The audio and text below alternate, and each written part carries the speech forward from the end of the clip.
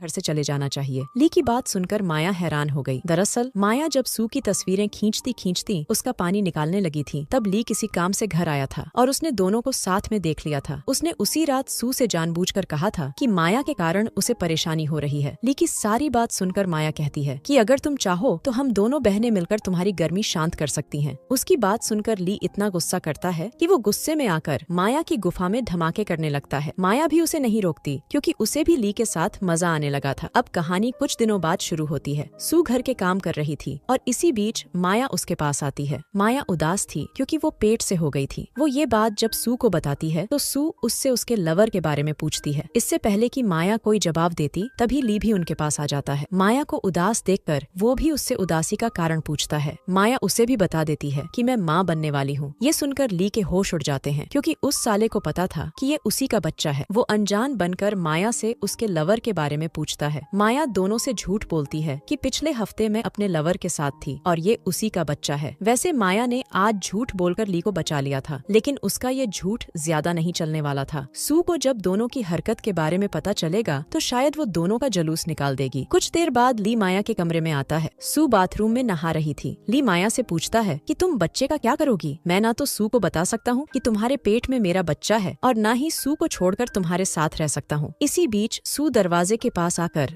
दोनों की बातें सुनने लगी। ली माया से बातें कर ही रहा था कि तभी सू दोनों के सामने आकर कहती है कि मैंने सब कुछ सुन लिया है सालों। माया उसे समझाने की कोशिश करती है कि मुझसे गलती हो गई थी, लेकिन सू कोई बात सुनने को तैयार नहीं थी। वो गुस्से में आकर माया को मारने लगी। जब ली उसे रोकने की कोशिश करता है तो वो उसे भी पीट देती है। दोनों को काफी मारने पीटने के बाद सू अपने कमरे में आ गई। कमरे में आकर वो काफी रोती है क्योंकि उसके पति और बहन ने उसे धोखा दिया था। अगले दिन दोनों बहनें कैफे में थीं। माया एक बार फिर सू से माफी मांगती है, जिसके बाद सू कहती है कि मैं चाहती हूँ कि तुम ली के बच्चे को जन्म दो। मैं तो ली को बच्चे का सुख नहीं दे पाई, इसलिए तुम उसे ये सुख जरूर दो। सू की बात सुनकर माया उससे वादा करती है कि मैं ली के बच्चे को जरूर जन्म दूंगी। कहानी के आखिर में माया अपने शहर वापस चली जाती है क्योंकि वो वहीं पर बच्चे को जन्म देना चाहती थी। इसी के साथ इस कहानी का यही अंत हो जाता है। हमारी वीडियो देखने के लिए बहुत बहुत धन्यवाद। अगर आप ऐसी ही वीडियोस के दीवाने हैं तो प्लीज मेरे चैनल को जरूर सब्सक्राइब करें। मिलते हैं अगली वीडियो में, तब तक के लिए नमस्कार।